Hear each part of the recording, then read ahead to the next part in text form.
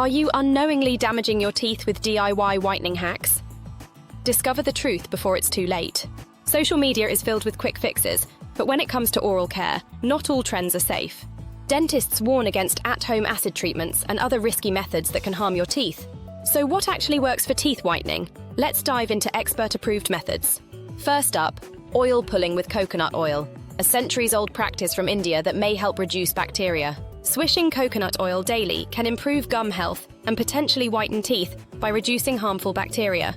Next, consider using hydrogen peroxide, but be cautious. Only use concentrations of 3% or less. Overusing hydrogen peroxide can damage your gums and alter your oral microbiome, so use it sparingly. For a gentler approach, try a DIY baking soda paste to remove surface stains and neutralize acids. Mix baking soda with water to create a paste and brush your teeth for a brighter smile. If DIY methods aren't cutting it, professional treatments might be your best bet for significant results. At-home whitening kits and in-office treatments can offer more effective and safer whitening options. But before you start, identify lifestyle habits that could be causing your teeth to yellow. Common culprits include coffee, tea, red wine, sodas, and tobacco use, plus poor dental hygiene.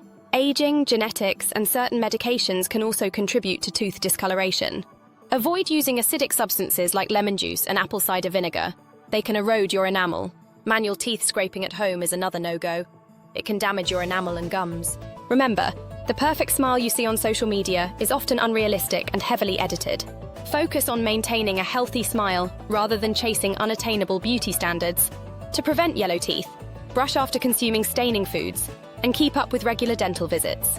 Choose safe, effective methods for teeth whitening and embrace your natural, healthy smile.